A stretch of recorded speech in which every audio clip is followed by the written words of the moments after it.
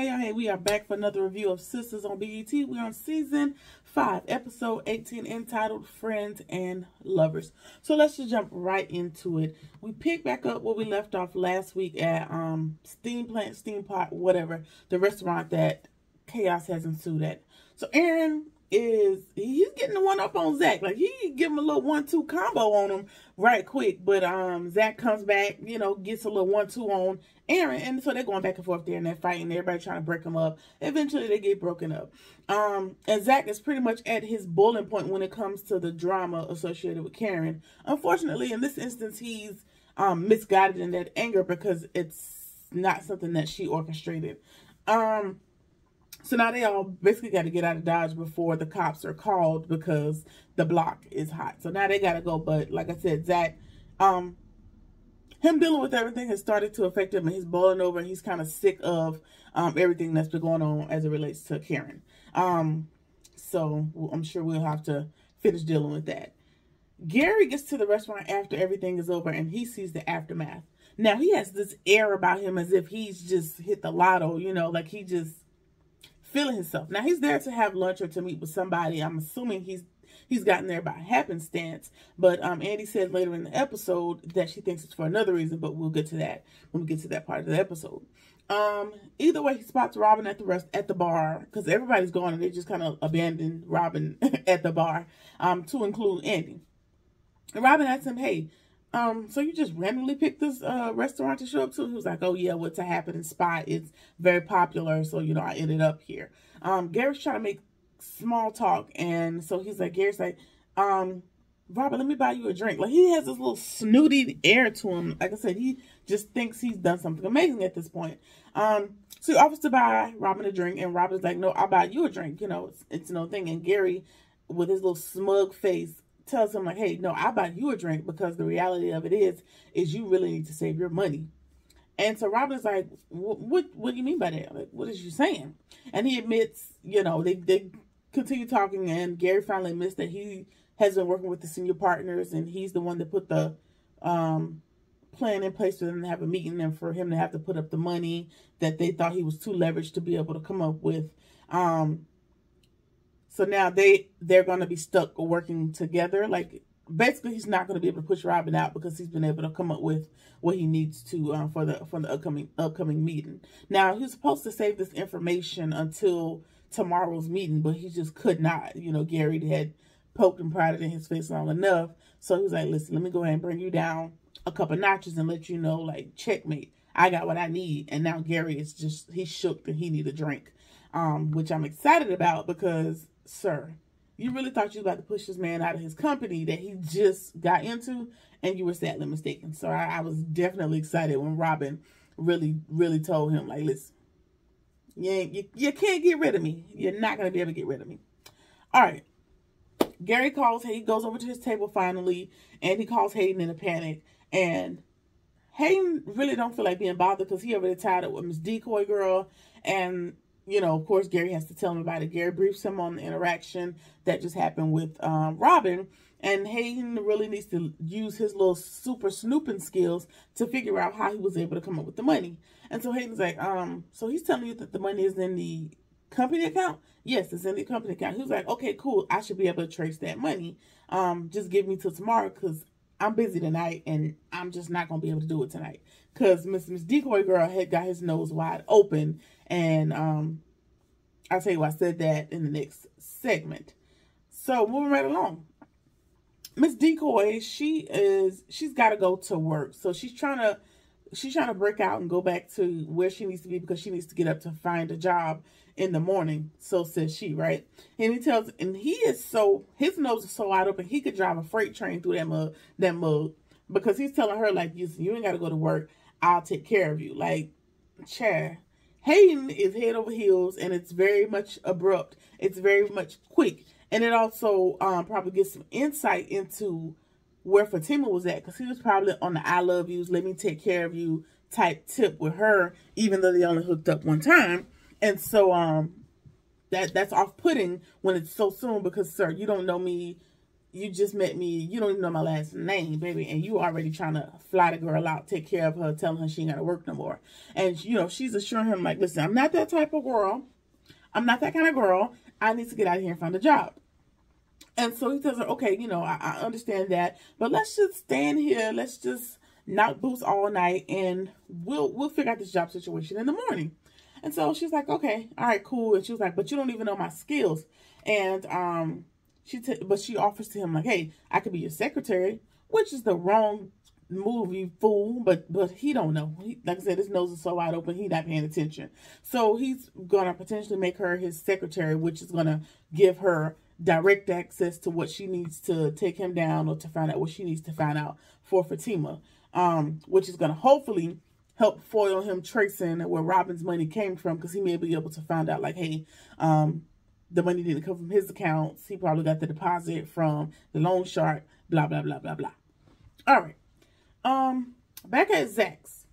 This scene exasperated me. It was so annoying. I'm so sorry. It pissed me off so bad, because y'all are already at odds in your different relationships, you know, otherwise, with friendships or whatever. And then every time they come back to this doggone townhouse or whatever the hell house it is that Zach has bought, they have a knockdown drag out. Anyway, so Zach and Fatima are at the house, and Fatima asks him, like, are you proud of yourself? Like, if you feel better now that you done got into a fight? Like, why are you fighting him? And he keeps using the guise of, oh, well, Aaron always talking crazy to me. He'll never want to mind his business. So I had to do what I had to do. This is Zach's thing. And Fatima's telling him, like, listen, that's not the true reason. The reason, I feel like the real reason is you got into a fight with him is because you're mad at Karen. You can't fight her, so you're going to take that aggression out on Aaron, which I definitely agree with. He didn't sit down long enough to find out, like, what was really going on. And I don't think he would have ever gotten the real answer in that setting, because it wasn't the right time or the right place. But this is where we're at, so this is what we got to deal with. And so Fatima tells him, like, she really does not believe that Karen set it up. He is, and she tells him, like, listen, somebody else sent me the picture. It was not her. And so now he's insisting on knowing who she is. And she's like, listen, it's just somebody I know. Because what are you knowing the lady that sent the picture? What benefit is that going to be to you? Like, what is that going to change? Are you going to go to her and fight her? Like, it's kind of no point in knowing who the person is. I guess your mission would be to convince Fatima that wasn't really the case. Or if you listen to Karen and Karen was able to tell you, like, hey, it was not me, it was probably some other girl, and maybe she could replay the day and be like, who was sitting off to the left side of me with a phone out? Oh, it was Tasha, or what? I don't know the lady's name. I'm just saying it was Tasha, you know, who was getting the bumping girl, and let me talk to her and let me rectify the situation. Maybe you could have gave Karen an opportunity to rectify the situation with Juanita's bumping girl over here taking pictures, and then she'd come back to you and say, hey, it was this person. She did it. She's the one being messy. I ain't had nothing to do with it. My bad, dog. We were just in a good space. Can we move forward?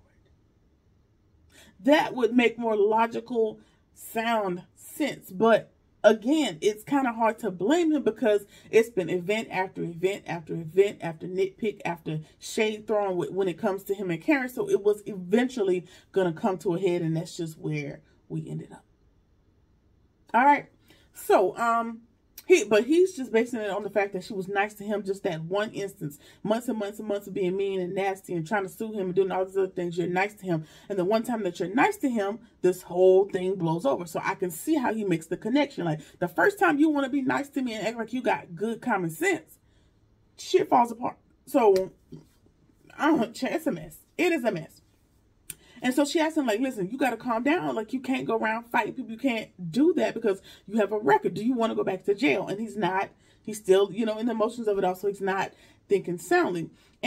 But he's thinking sound enough to remind Fatima, like, listen, I understand what you're saying, but let me also remind you that you get people beat up and almost killed and, you know, all these other things. But she reminds him, yeah, cool. I mean, I've done a thing or two, you know, but I don't have a record.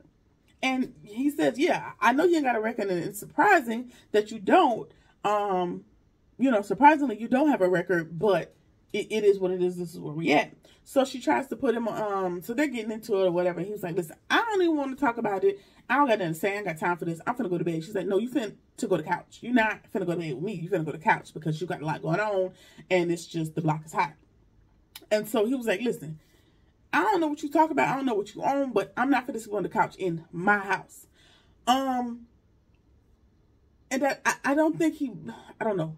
I don't think he meant it from the aspect of like, this my house, like type of macho beat on your chest type of thing. It was like, listen, I live here, you live here. We both feeling the way. We finna go to bed. We ain't got to go to bed together, or, you know, we ain't really got to interact, but I finna go to sleep. But she's attempted to put him on the couch. And so that just triggered her, because she was waiting for this moment to come, because she was already reluctant about moving into the house. And so now he's saying, it's my house, my house, my house. So now it's triggered Fatima, because she didn't want to end up in that situation, knowing she moved into his house. Like she said, it's not a combined effort. It is his house that she has moved into. So now he done trigger her with the my house rhetoric. And so now she about to go. And he's telling her, like, listen, you ain't leaving. You know, we just having this. Basically, we just having a disagreement. But why do you, why every time we argue you want to run away? And you know, so they're going back and forth, and she ends up mushing him in the head. She mushes him in the forehead. And one thing about a mush means we about to fight, because you might as well just punch me. If you're gonna mush, there's something very disrespectful about somebody spitting on you and somebody mushing you. Like, I'm getting pissed at myself because I keep doing it to myself. Mush. It is something about a mush that is in somebody's personal space, because 9 times out of 10, a mush is like in this area. Like, you're gonna mush somebody, it's gonna be right here, or it's gonna be in too close for comfort. So she mushes him. He remains calm, and she gets to storm out. Now, what I will say in this moment is that Zach has a point. Anytime that he gets pissed, she does lecture him, tries to, you know, redirect his attention, which all of that is fair, but you know, she's allowed to kind of storm out and use the rhetoric of, oh, well, my past dude did this, and this, so I'm not going to accept that this time. And she's allowed to escape, which, I mean, apples and oranges. How people deal with things that are going on makes sense, but it may come off as unfair to Zach. I can see, you know, how he feels about that. So now she done stormed off, and she got to go find a place to cool down for the evening. All right. Karen and Andy are at Karen's apartment, and they're trying to process everything that just happens as well. And this is yet another scene that pissed me off entirely, because it's like Karen and Andy been yipping at each other all season, but I know it's due to the fact that, you know, Fatima is in the picture and blah blah blah blah. But we'll get to it. Andy tells her about the picture of her hugging Zach, because up until this point, Karen was oblivious. She still didn't know why everything went on, because she truly did not do anything in this instance. Andy knew about it, so now Karen is just pissed at her because Fatima told her about the picture, and she thinks that Andy should have told her about it and should have given her a heads up. And she feels as if, oh, Fatima came around and now you acting different, like you acting real brand new, and you don't know how to treat your friends. This is Karen's thing. And she has said this before, which lends itself to the fact that Karen feels like she's losing everybody. Like, you done lost Zach to Fatima. You feel like you're losing your friends to Fatima. And she's pretty much said that in this particular scene. So, Karen reminds her, like, listen, I know Fatima your girl, but I've had your back. And Andy reminds her, and so has Fatima. I don't tell you what Fatima says, and I don't tell Fatima what you say. I just try to be Switzerland. I try to be real neutral, but this is getting to be too much pressure. And I agree, Andy, but you probably should have set this standard long ago. But then again, she said all this, but then when she's in the lab, one of the last things when she's talking to Fatima, she immediately breaks this boundary that she's trying to set for herself. And I go as the thing is playing, but I'll tell you why I said that when I get to that part.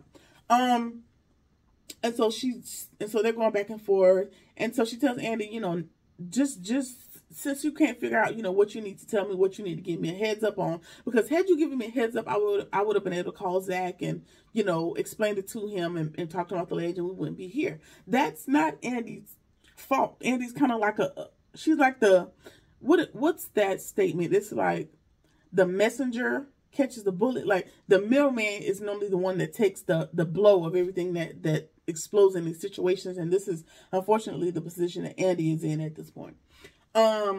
So she tells Andy, you know what, since you don't know how to treat your friends, just don't talk to me at all. And then she puts Andy out because now she just feels so utterly and horribly betrayed. Yeah. All right, Sabrina. Sabrina tells Danny that she's lost her job and she only has her savings to live off of, which is okay, but it's a setback because it was the money that she had set aside to buy her house. And so that's unfortunate. So Sabrina wants to move on and she wants to see if Danny is willing to talk about her and Preston, you know, just to redirect the conversation. And now Danny has hightailed it out of there. The thing I found funny about this scene is that Danny was on her way out and she calls Karen's outfits Wakanda fashion. And that just tickled me down in my spirit a little bit there. But before Danny can close the door to Sabrina's apartment good, she's on the phone calling somebody to come over to her apartment. And he gonna be over there. She gonna text him the address. And it turns out to be Q. And it just, when I tell you I rolled my eyes so hard I caught a headache, because it's, Mr. Perry, I understand that you be giving me theatrics and you be giving me drama, but this right here is giving me far-fetched. It's pissing me off. But I know, you know, she's trying to hook up with somebody else to try to distract herself from the Preston crap. But I'm going to tell you what pissed me off when he actually gets to the apartment. But yeah, she's really getting real dumb when it comes to Q. All right, so we are back at Karen's, and she's just profusely apologizing to Aaron. Like I said, she generally didn't do anything but be nice to Zach this time, so she's not really sure where all this energy is coming from. She knows that she needs to apologize to Andy. She's not particularly jealous of Fatima, but she would not be telling the truth if she didn't say she was uncomfortable, if it was a lot to process, dealing with the fact that Fatima's now with her ex, and Fatima has also kind of gleaned onto her friends. Like, it's a lot for her to process. Like I said, she probably low-key feels like, you know, everybody's on Fatima's side or everybody's with Fatima, and she's just over here, an outlier on the side by herself. Now, may be true, but it would be by your own design. It would be based on your own actions. Because, yeah, people had their feelings about Fatima in the beginning, like some of the other girls. However, they made their own judgments about people as adults. And that's the dynamic when it comes to friendships. You have to form your own opinions about people. Don't let nobody come to you and tell you, like, girl, don't be friends with Tanisha. Ooh, Tanisha, she stole my man one time. Blah, blah. Get to know, you know, Tanisha in this example. Tanisha yourself, and realize, like, oh, it ain't really how somebody said it was. Be an adult. Form your own opinion about somebody and decide if you want to be in relationship with that person and not let somebody make the decision for you. I don't know who that was for, but I just felt like saying that. Anyway, Fatima calls Andy, and she's really not good. She's upset about the situation. You know, the block is hot, and she's just going to go to a hotel to figure out what she's going to do from here on out. And Andy invites her over. She's like, listen, I got all these spare bedrooms over here in this townhouse, a penthouse, whatever it is. You can come stay over here. So that's cool. She's going to head that way. In the meantime, Robin shows up, and she apologizes to him for everything that happened as well. And he lets her know, you know, about the Gary incident at the restaurant. And she said she thinks that Gary ended up at that restaurant for a totally different reason than what Robin thinks. She doesn't think it was happenstance. She is worried that he may or may not be following her, because he has the capacity to do that, because he's proven that he can do that, and he's proven to have done that in the past. And so Robin asked her, like, so even if that's a possibility, you think that's okay? And she just kind of brushes it off as she thinks she can handle it. Granted, you haven't handled it thus far. You've ended up in jail, almost prosecuted, child of feds done ran down on you. His ex-wife done almost unalived you and took you up out of here. What else has happened? She has lost money. I'm sure she done lost her apartment because he moved her out up into the penthouse, damn near forcibly. He done squeezed her with the python grip. Like, it's just a whole lot of unhandled that you claim you can handle, but I'm gonna let you have it. You say you got it. I'm gonna let you have it. He told Gary that he has the money, and she tells him, and she was like, well, do you think that was a good idea? And he's like, you know, I'm not too worried about Gary. And she tells him, like, listen, don't underestimate Gary. He is pretty crafty, and we all know that to be true, but you know, we'll see where that pissing match ends up in the last 2 episodes of this season. All right. Q I'm taking my time. I'm trying not to spaz out because this particular storyline is sending me. It is taking my blood pressure over the top. Q gets to Danny's house and she claims she doesn't trust him, but you invite him over. And he's, you know, putting on this charm. Well, what I got to do to make you comfortable? Why don't you trust people? Blah, blah, blah. She's like, listen, just sit down. We're just going to talk. Just sit down. He's laying the game on thick, and she claims that she's learned to be more careful. She trusts people, but she don't know if she trusts him and that ankle monitor that he wrote in on. But still, you invited this man to your house. You gave him your address. Now y'all behind these closed doors in this apartment. Like, it's giving trust or foolishness. I'm leaning on the side of foolishness at this point. And he claims he's going to make her gain his trust. And he's going to do that by being very much extreme. Q proceeds to strip down to his birthday butt, bare bone, naked ass to prove to her that I don't have any weapons on me. And she's more than sure he doesn't have any weapons. And then he says, hey, you know, I don't want nothing from you. I just want to lay in the bed and have you hold me. Again, just landed on very much thick. And they're talking. And she ends up asking this man if he has condoms on him, right? And I immediately slipped into a Florida Evans damn, because you just got out of a situation where this man monkey stumped your ass, right? The man from the airport. I don't remember his goddamn name. Monkey stumped. I mean, it's so fresh, you're not even sure if your car is total, which means they ain't even assessed the damage, which means it's still freshly at the impound yard. You're not even sure if this man's going to press charges on you running him over with your car just yet. He's still on crutches, right? And you have invited Q to your home. Ask this man, do he have condoms? Okay. Round of applause. You decided to be safe.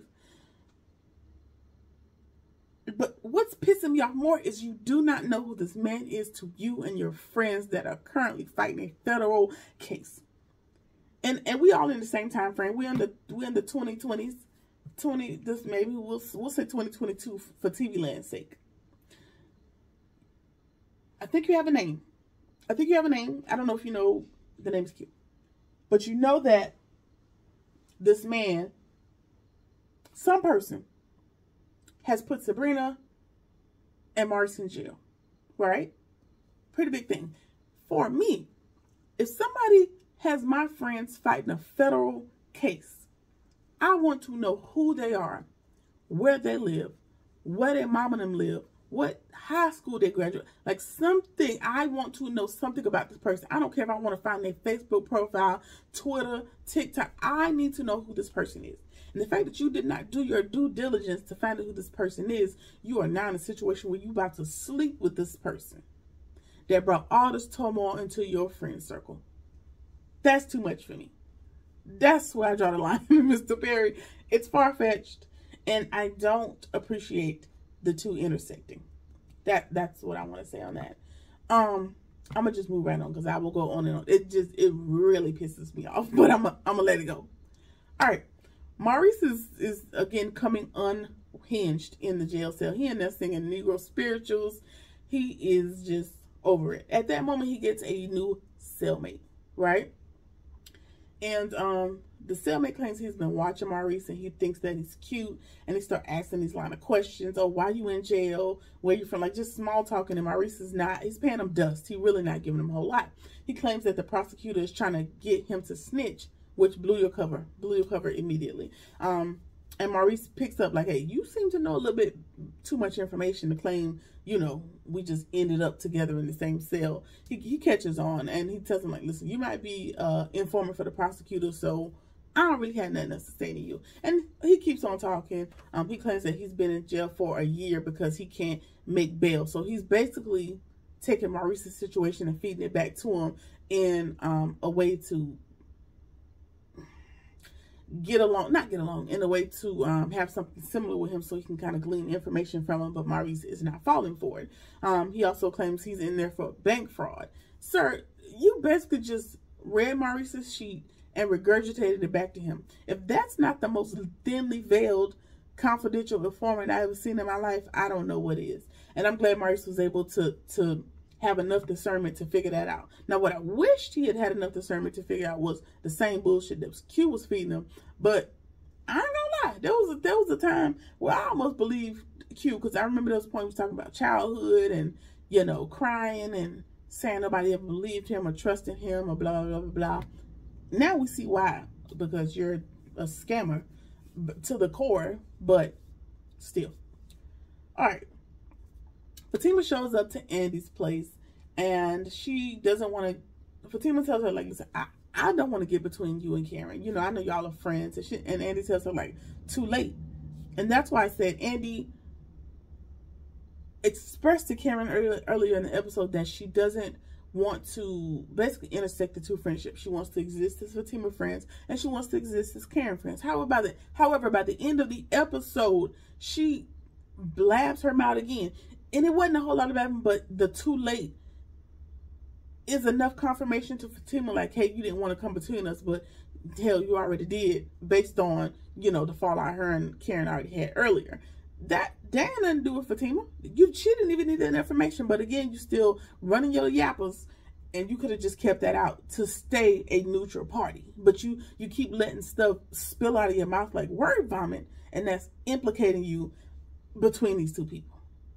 So basically, the moral story is, if you shut the hell up, nobody can hold you accountable for nothing to be mad at you about. That's the moral. Just hush. All right. She tells Andy that her and Zach got into a big fight, and you know they're both married right now, and she plans to go back to her apartment tomorrow. And so Andy's trying to be the keeper of families, keeping them together, reminding them, you know, that they're happy together. But all of it's too much for Fatima. She needs to kind of take a step back. She's taken her ring off, and she's left it there, and she's just trying to, you know, figure out how they're going to navigate everything that's going on. And then Aaron tells her, like, listen, do not let Karen come between you. Don't let Karen come between you and Zach.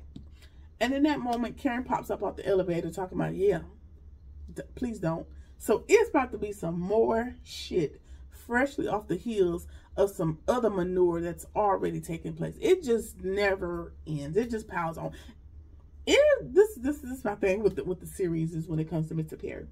It'd be like dry, little bit of action, dry. Then it'd be like manure on top of manure on top of manure. Like spread the shit out. Make it consistent manure. You know what I'm saying? I hope that makes sense. Doesn't really matter. Yeah, so next episode, I'm sure it's gonna be more shenanigans, and we'll cover that when we get to it. Let me know what you think about the episode. Like, comment, share, subscribe, or whatever it is that you feel like doing, and I'll see you in the next one. Peace.